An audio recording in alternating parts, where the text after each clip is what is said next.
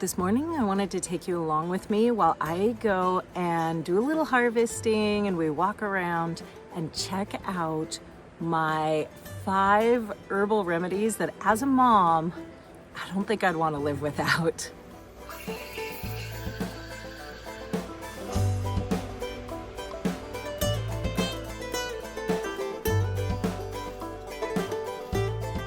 Hey you guys, it's about 6 o'clock in the morning and I'm out in the cottage garden, and I gotta say this is probably one of my favorite times of day. It's still quiet, only the big kids are up and about. They're getting ready to go grab the milk cow and go milk, and I love hearing the birds. I think it's all just so refreshing this time of day. So the other day, somebody asked me something that made me pause and think. We were giving the tour of our homestead here to about 100 people during our farm-to-table dinner. And this woman came up to me as we were standing in the cottage garden, and she said, if you had to pick only 5 herbs to live with, you could only have 5 herbs, which 5 herbs would it be? Ooh, wow. That was a new way of framing that question, and it really got me to thinking, and it made me think back to when I was very first growing herbs.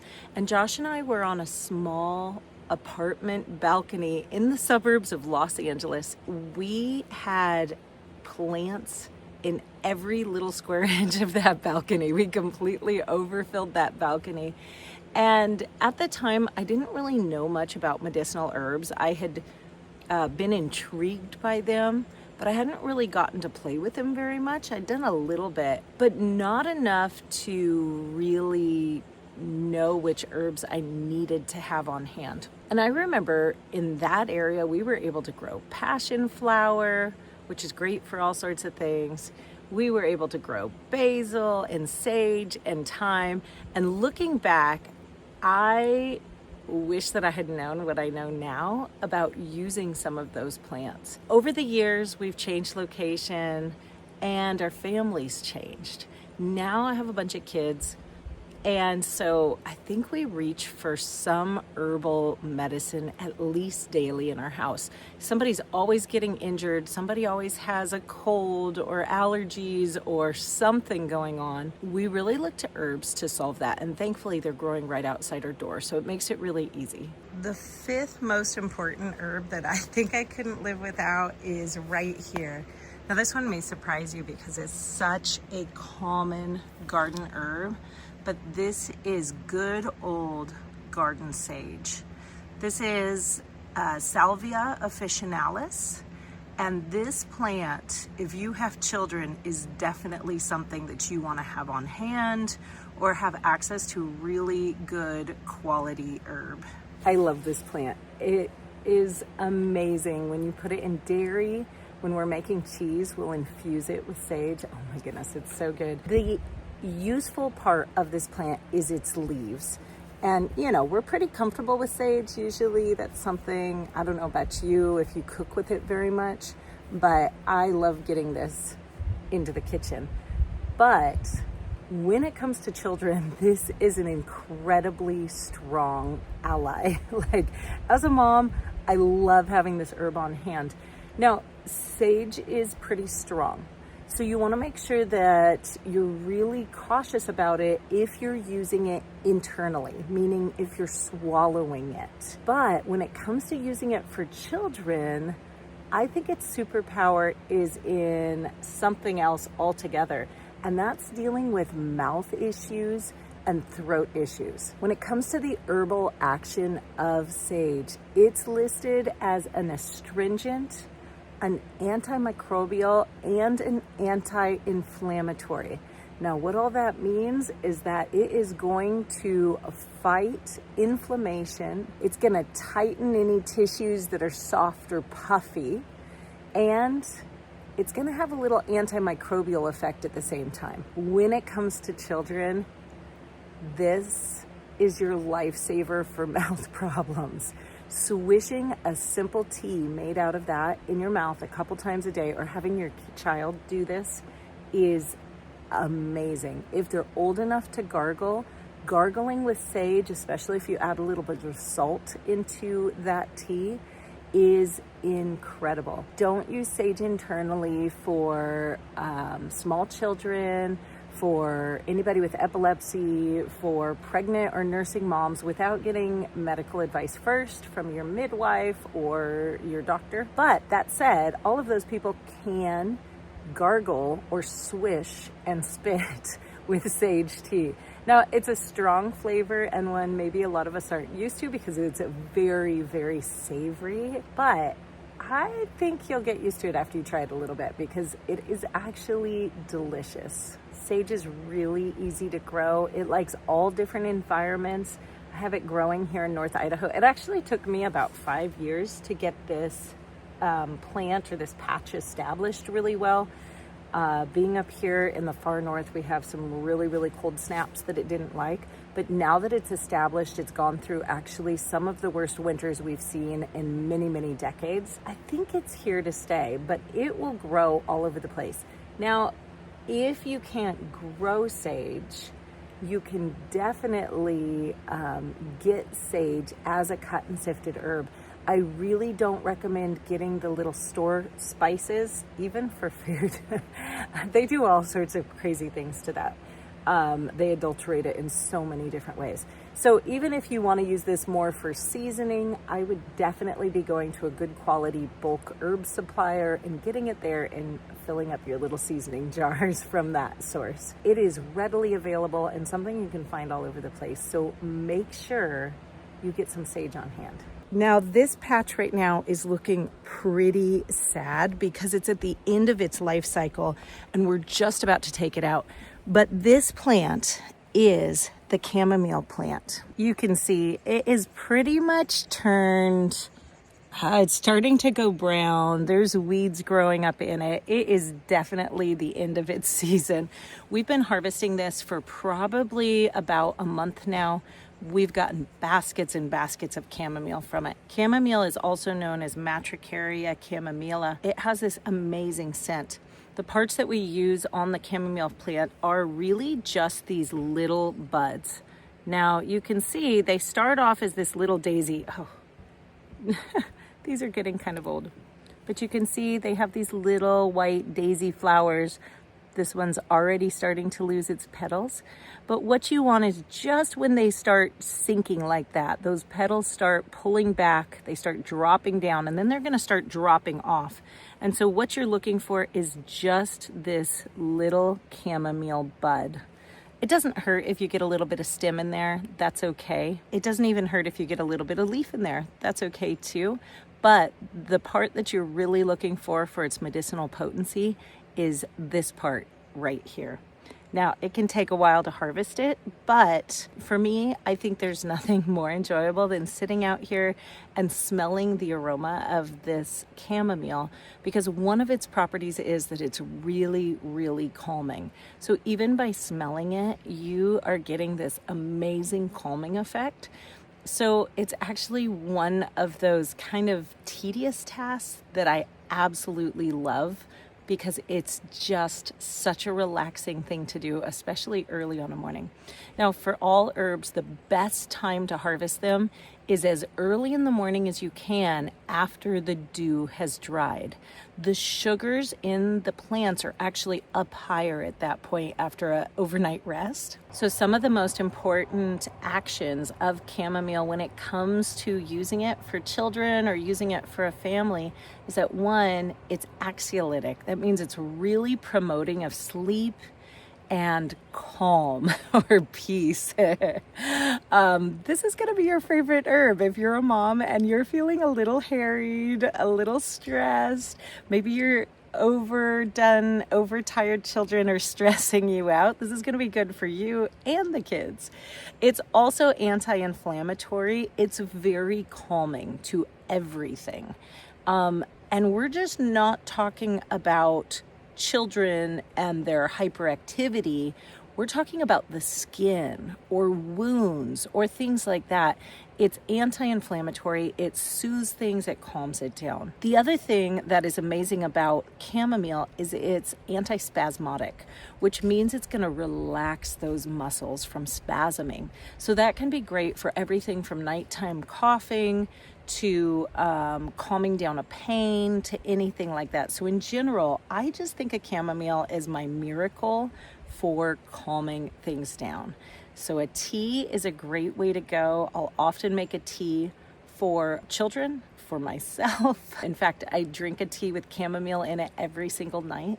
I love this combination that I make with rose petals, lemon balm, chamomile, and a little bit of hawthorn berry.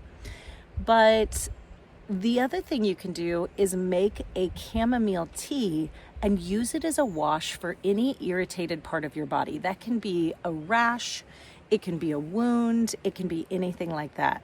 I will often, pretty much all of the time, put some chamomile into my salves that I make for like a general everyday cut, rash, bruise, sting salves. The other place that I really like using chamomile for kids is as an eye wash. If you have a child who has gotten something in their eye, it's irritated, it's angry, something like that, making a tea and then straining this really, really well through a paper coffee filter so there's no little particles of the plant left, and then using it as an eye wash works miracles. I'm telling you guys, it is absolutely amazing. Especially if you mix this with the plant Calendula, some Calendula flowers. This has even been known to work really well for conjunctivitis. So anytime you have an eye injury, this is the plant that comes out. Okay, my next favorite plant is back up in the garden. Let's go. This plant is an amazing plant. It is tucked in here. You can barely even see it, but it is, nope, not the hollyhock leaves. There we go. Sitting underneath them is the mint plant. Now this is one variety of mentha. This one was here when I moved onto the property. It was not in some sort of a pot or a container. So at first I was trying to eradicate it and get rid of it because I didn't want it just taking over the garden. And then I remembered, oh, it's North Idaho. It can't hardly take over anything because our winters just push everything back and kill them back again. So it just kind of grows here wild. I suspect that this is a Kentucky kernel mint, but I'm not actually sure what it is. Mint is one of these plants that is a mom. I don't think I would want to live without. Here's my lobelia plant. That one didn't make the cut this round, but I love that plant too. When it comes to children and families, this plant is kind of my go-to for all things stomach and digestive. It can really help with gas and bloating. So can chamomile. So a combination of chamomile and mint is just absolutely amazing for anything that has to do with a little bit of digestive upset. We all know kids and stomach aches, like that's another thing we experience all the time, whether it's indigestion or it's a little gassiness or whatever it is. Mint is your best friend. Now, mint is great because a lot of kids enjoy the flavor of it. So my kids will come out and just eat the plant plain. That is a great way to go. You don't have to, do anything fancy when it comes to preparing herbs. You just need to get them into your body. So just eating the plant by itself is absolutely sufficient. You could do that with every single one of the plants we've talked about, except for that sage, which you could definitely do it as an adult. If you were having some mouth problems, you could just chew up some sage in the garden, chew it around a little bit, and then spit it out. And that would work just fine. No tea needed, nothing fancy. So mint absolutely works that same way. Another way to take it is, of course, a tea. That's probably the most common. There's all sorts of special preparations out there. You can even get encapsulated little pills with peppermint oil in it. And that's really strong. I think it's a little overkill, but if you have chronic stomach issues, sometimes even doctors now are prescribing that. So I love having this right outside my door. I love it because, I mean, peppermint tea is delicious. Who doesn't love that, just to begin with? Peppermint iced tea with a little bit of honey in it is amazing during the summer because peppermint is a very cooling herb, mint peppermint. So mint has an herbal action that's called a carminative, and that is the herbal action that means that it dispels gas in the digestive system. So anytime you feel gassy or bloated, mint is your friend. It's also an analgesic, which means it reduces pain. If you have a headache, especially if it's like a tension headache, making a tea of this and then doing a compress on your shoulders, which just means you're making that tea, you're soaking a rag in that tea or a cloth in that tea, and you're putting it on your neck or on your forehead. That can be really, really helpful. It's also antispasmodic, which means that it is again going to calm down any spasms that are happening, whether that's in your digestive system or topically, like for muscles. So this one is an herb that you should definitely have around. The kids are waking up. People are out looking for tomatoes in the garden. It's gonna be a busy morning here in just a few minutes. There's some fennel. That's looking good and just about ready to harvest.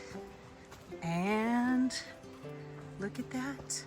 We're about to be harvesting lettuce seed for next year's lettuce crop.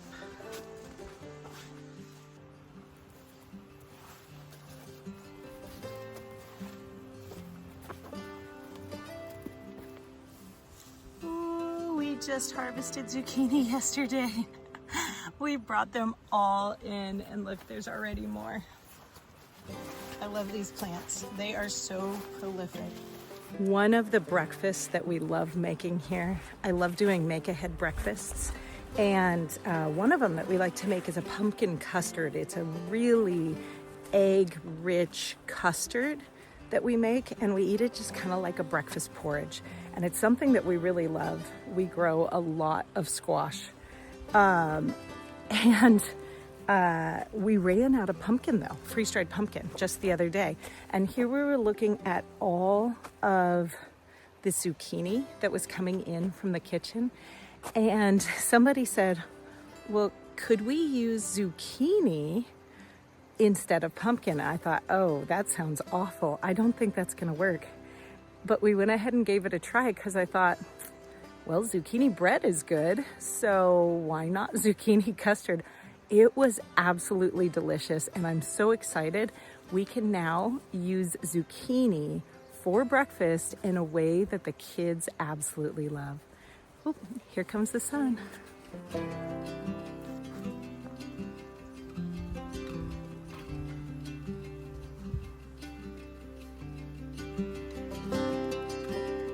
I really had a hard time deciding between herbs 2 and 1 because honestly I use these herbs with kids, both of them, nearly every single day. We're gonna go with this one as number 2. Now it's a little tricky to get to this year. The grass has overtaken it, and so has all of that winter squash. But my second most important herb would be calendula. And right here you have a calendula plant. You can see it's kind of buried in the grass. There's actually a ton of them right through here. This herb is a pretty herb. It's a gentle herb, but wow, is it powerful when it comes to all sorts of things. And this is an herb that I just wouldn't want to be without. When it comes to kids, I reach for this mostly having anything to do with skin. If we're talking a diaper rash, a rash of any sort, maybe a sunburn, any sort of a wound, anything like that, I'm gonna reach for calendula. So I love turning this into salves. I love turning it into oils, but I'll also turn it into a topical spray by making a tincture out of it. And then right before I use it, I water it down. But this is also really good for things like your eyes and your mouth. So you can see we have things that we can start mixing together. Like this calendula mixes really well with the sage for any sort of problems in the mouth. When it comes to herbal actions, calendula is antimicrobial, it's anti-inflammatory, and it's wound healing. So this is something that is really great. I love it because it's gentle. But in the herbal world, gentle doesn't mean not potent. Now, pharmaceutically, we think of something that's gentle probably isn't very strong. Maybe it's not super effective. But in the herbal world, those two things don't necessarily go together. You can have something that's really gentle in its action, but incredibly potent. And that is exactly what this is. Now, the parts that's used is the flower petals. And something about calendula, when you go to harvest it, you want the flower to be fully open. So you can see that none of these right now, we harvested yesterday, so none of these are quite ready yet. Maybe when the sun hits them, they'll start opening enough. But it's really important to get them, when you harvest them, it should be sticky, just slightly, just a little tackiness to it. That's a really good sign. These do really well just dehydrated. You can just lay them out on a kitchen towel and let them dry, and then pull off all their petals and stick them in a jar, and they will be ready for you to use whenever you need them. Now, another use that I like for calendula is for any lymphatic congestion.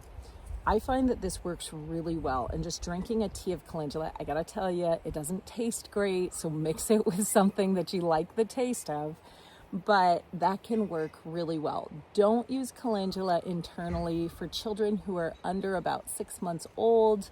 Stick to the topical uses of calendula for those really little guys. But let me tell you, diaper rash, this is your best friend right here. So if I was gonna harvest this, if this was just a little more open, I would just pop the entire blossom right off. I'd take it inside and I would get it drying to either then turn it into a salve or make it into a tea when I need it. The number one plant that I would not live without as a mom, this is a plant I think we grab for at least twice a day during the summer months. Let's go check it out. While we're walking, let's talk about herbal actions. What are herbal actions? Well, herbal actions are just terminology that herbalists use to help explain the expected action of an herb on a tissue. So whether that's your stomach or your skin or, on your lungs or anything else, it's a jungle out here is what it is. That herbal action is something that just communicates what the herb is expected to do. Now, sometimes an herb will have many, many herbal actions. It will do all sorts of different things. And that's really great because sometimes you want an herb to be wound healing and antimicrobial so that it fights that bacteria or anything that would want to form in a wound. When it comes to understanding herbal actions, it's really just a case of vocabulary. It's just learning new words and what they mean and what that means for you as a user of that herb. This last herb number one that I would not want to live without is something that we grab for all the time. It's actually the very first herb that every single one of my children learn so that they can use it themselves. They learn to identify it and apply it all by themselves. The really great thing about this herb is that it's a weed. And so it grows wild all over the place. And it's something that you probably already have in your backyard, even if you're not growing a garden, even if you have no plants you're trying to grow out there, the chances are you have this somewhere near you. And this plant is plantain. When it comes to plantain, there's two major varieties. There's this broadleaf plantain, and then there's a narrow leaf plantain. Both of them work the exact same. But here we go right here. Here is a beautiful broadleaf plantain. Now I have to tell you guys a funny story. When I was first trying to identify plantain, I was living in the high desert of Southern California, and I kept reading these account and foraging books of people gathering plantain and using it like spinach for dinner. And all I could find were these tiny little leaves like this. And I thought, I must not have the right plant because they're so small. I don't know how anyone could make enough for a dinner on this. And then I moved to Tennessee. I walked outside on the lawn and I looked around, and I found this plantain that was probably 3 times this size. And all of a sudden I said, oh, I get it. Plantain likes water. So look around areas where there is some water, you'll find plantain. Now, this plant, Plantago major, is a lifesaver when it comes to children. It's anti-inflammatory, which is great. It's wound healing, which is really helpful, but it's also antihistamine. So this plant is the go-to for anything related to bug bites or stings or anything like that. This plant will do wonders. Now, my kids learn at a really early age just to take this leaf, to chew it up, and to slap that slimy spit wad right onto a bug bite. And it will give relief within a few seconds. It's actually really amazing. If you want to do a little bit cleaner version, or if you're dealing with an actual wound, you want to take a few extra steps. I love taking this into the house, getting a kettle of water boiling, and putting this into like a casserole dish, and then dumping that boiling water right on it. That does a couple of different things. One, it gives a slight disinfectant to the herb, just in case anything, the dog was out here before us, or whatever it is, anything that's gone on here, before I slap it onto a wound, especially a gaping open wound. I'm gonna make sure to get that cleaned up a little bit, but it also softens it. So instead of chewing it, you use the hot water to extract it. I'll then, after about 10 seconds of that sitting in that hot water, I'll go ahead and take it out and I'll mash it all up with my mortar and pestle, and I'll just make the paste like that. Now, you can certainly dry this and then infuse it in oil and put it in your salves. It is an amazing thing to do, especially if you're looking for a bite salve, a bite and sting salve. Mix it with a little chamomile for the calming anti-inflammatory effect, and you have something that is amazing. Now, I teach my children to forage this right at the very beginning, because you can see it has a very different leaf pattern on it, with all of those ribs running kind of parallel to each other. It doesn't have the normal veining pattern that a plant does. That's because this is a monocot, but it makes it really, really easy to identify this plant. So teach your children all about this plant whenever you see it. Make sure they know it, and make sure you know it, and have it growing somewhere on hand. Now, this was just a wild volunteer plant, but plantain gets a lot of places of prominence in my garden. I make sure that if I see plantain growing and it's in a good place, it's not competing with any of my other plants, that I go ahead and I let it grow and I baby it a little bit, so I know exactly where it is in the garden. It's one of my favorite tricks, so I don't have to go rummage all around the lawn. So if you are familiar with using herbs, tell me down in the comments, what are your top 5 favorite herbs that you use for your family? And make sure that you subscribe if you're interested in all sorts of practical wisdom about living a more natural and a more sustainable life. The house is seriously getting going now, so I guess it's time for Mom to get back into mom action and get out of my garden. It's my favorite place. The little girls are in there singing. And I hear dishes clinking, so it must mean the house is running. You guys, it was really hard to pick those 5 herbs, and I hope you're not in a situation where you have to only choose 5 herbs, but those are a really good 5 to start with. Even if you're a beginner herbalist and you're just not sure where to start, every single one of those herbs is really easy to grow. It grows in a huge amount of different areas of the country in lots of different environments, and they're all really easy to use. With the exception of sage, they're all incredibly safe. You need to know a few things about them, but in general, they're very, very safe. And sage as a gargle or a mouthwash is perfectly safe. Herbs are just such an amazing thing to be able to use for your family. So if you haven't started yet, get those 5 that we just talked about. Find a good source for them. So many of them can be found at your local plant nurseries.